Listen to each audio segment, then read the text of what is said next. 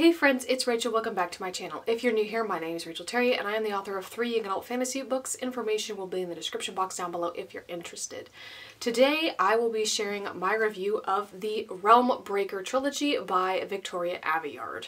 This is a series that has earned its place on the shelf, and if you've been on my channel for a while, you know that if a book is on my shelf, it has earned its place there. I don't buy that many new books anymore, and I have bought all 3 of these. This is the newest addition to the shelf, and I just absolutely love this series. This is a young adult epic fantasy series. It is absolutely vast in scale. The map in the front is absolutely gorgeous, and now that I have my own copy instead of the library, I can take the dust jacket off and fully enjoy this map in all of its glory. These books are quite thick, and it did take me a little while to get into particularly the first book as it's setting everything up and basically introducing the characters in the world and preparing you for this journey that you're going to go on over the course of 3 books. Book 1 is Realmbreaker, Book 2 is Bladebreaker, and Book 3 is Fatebreaker. This book follows 7 protagonists as they have to join forces to save the world, essentially. And I love this kind of trope where you have a ragtag group of people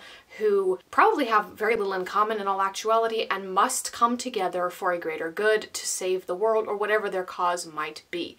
Our protagonist in this book is 17-year-old Coraine an Amarat, the daughter of a pirate, and she gets drawn into all of this because in the beginning of the story we are introduced to the premise of this book. This book takes place in a realm called Allward, and essentially you're told that there used to be different realms, but they are separated now, and you cannot access one realm without tearing open a spindle, which is essentially a portal between the realms, and the only person who can do this is somebody who has core blood, the blood of Old Core, which was an empire that is now gone, and if you're wielding a spindle blade. So somebody with core blood in their veins has to wield a spindle blade in order to tear open these spindles or portals between the realms.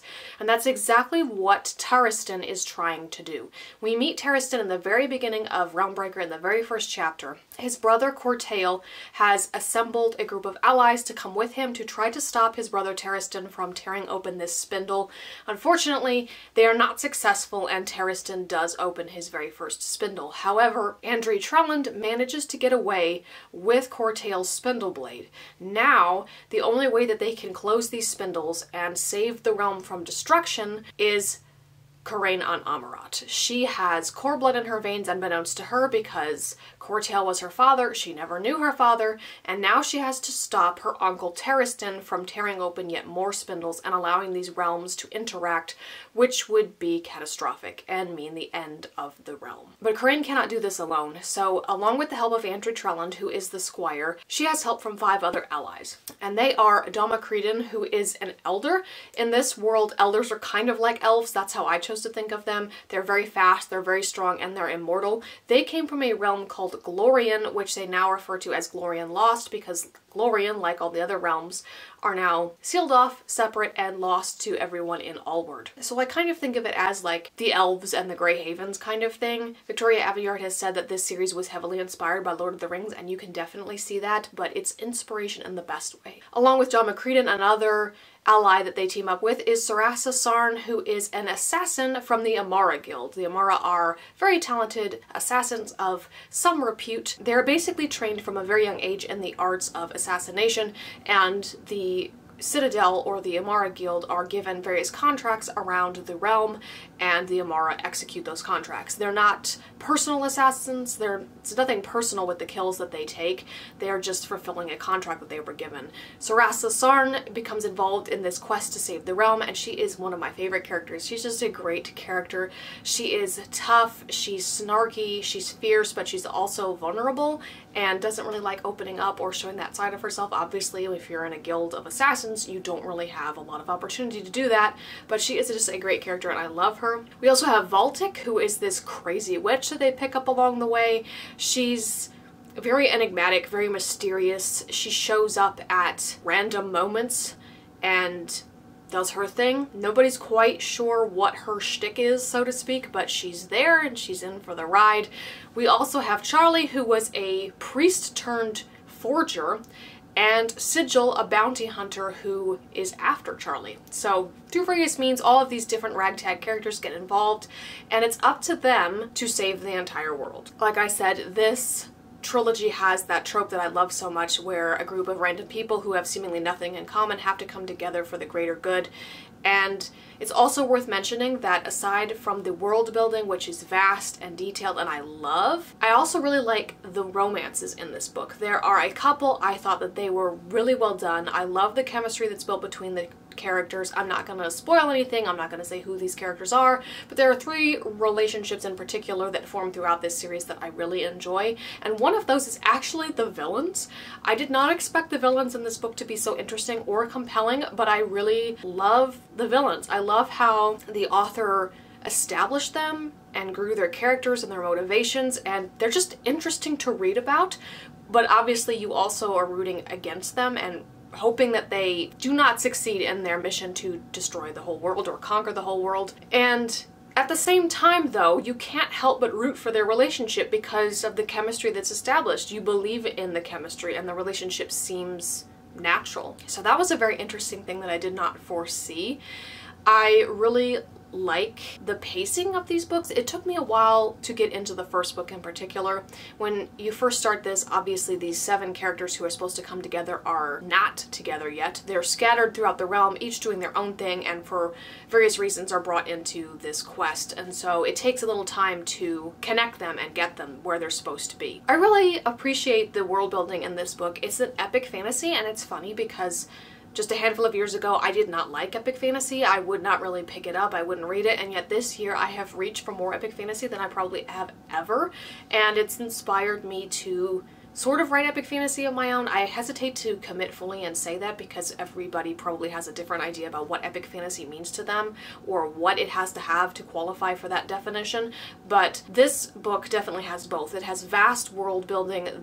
Allward is huge. There are so many different kingdoms that are brought into play, and yet it never feels overwhelming. If you look at the map initially, you might feel overwhelmed, but the world unfolds slowly as the various spindles pop up that need to be closed and the group travels throughout the realm. You're introduced to more places and they become fleshed out and they come into the story, whereas before they were just a name on a map, and they're not going to stay that way. They're going to have a role to play. It expands as the story unfolds, so you get to go to different places on the map and interact with the people in those worlds, and of course 7 heroes alone are not enough to save the entire world, so our protagonists are going to have to get help from some of these kingdoms. So everybody's, you know, forming alliances and getting involved, and it's just impressive how much world building went into this, and I don't even know how somebody comes up with that many different kingdoms, much less the names. Like, how do you come up with that many different names? Overall, I really don't have anything negative to say about this series. I loved it. I would say if the first book feels a little bit slow, give it some time, trust the process, let the story unfold. I think that's something that I'm coming to understand and appreciate more when it comes to epic fantasy in particular. With a fantasy book, the first 100 pages or so are going to be mostly set up for not only the plot and the characters, but also the world that we're in, because world building in this particular genre is far more advanced and important than in probably other genres. Obviously the book should still do something to grab your attention and hold it within those first 100 pages, but I feel like I've just gotten more knowledgeable and both patient with how fantasy books unfold, and I'm not as reluctant to reach for a very long fantasy book anymore as I used to be. I used to think that if a book was over 500 pages, odds are it wouldn't have the plot to support that many pages, but so far this year I've been somewhat pleasantly surprised, and this series is definitely one of those. It's become an instant favorite. I look forward to rereading it again, especially because I read Realmbreaker Book 1 last year and then I finished up the series this year. So I've got my mom reading it now, and yeah, I just recommend it to everybody who's looking for a young adult fantasy trilogy series. It's also worth noting that even though this is YA, because technically the protagonist Coraine is 17, you get lots of point of view from characters who are adults, and so it doesn't feel YA.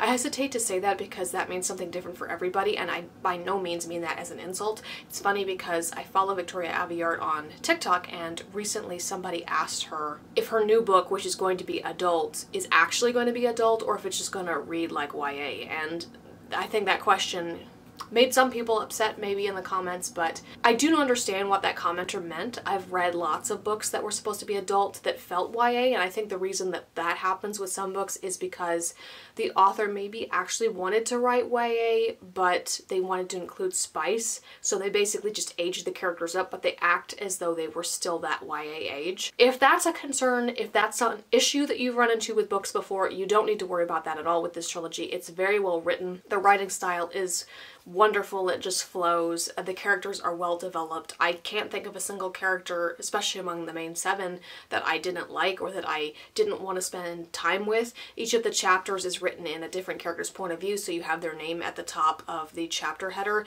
so you know whose point of view you're getting, and I can't think of any instance where we flipped to the next chapter and we got this person's point of view and I went, dang it, I don't like this person, or dang it, I wanted to be with them over there instead of going back to this person. Like, I don't care what this person's doing.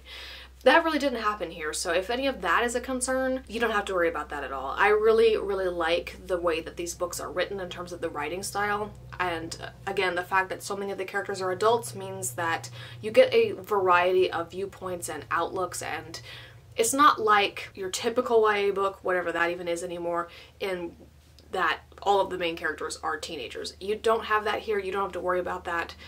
I just highly recommend it. I think the characters are great. It's very heavily inspired by The Lord of the Rings, obviously, but it's also so different. It's got that touch of different. This is what inspiration should be, and it's, I think, how some of the best stories come about. So I loved it. I look forward to rereading it, and I recommend it if it sounds at all like something that would be up your alley. So there you have it. Thank you all for watching. If you enjoyed, feel free to leave a like, comment, and subscribe so you don't miss out on any future content. My name is Rachel Terry. I am the author of 3 young adult fantasy books, and I will see you in the next video.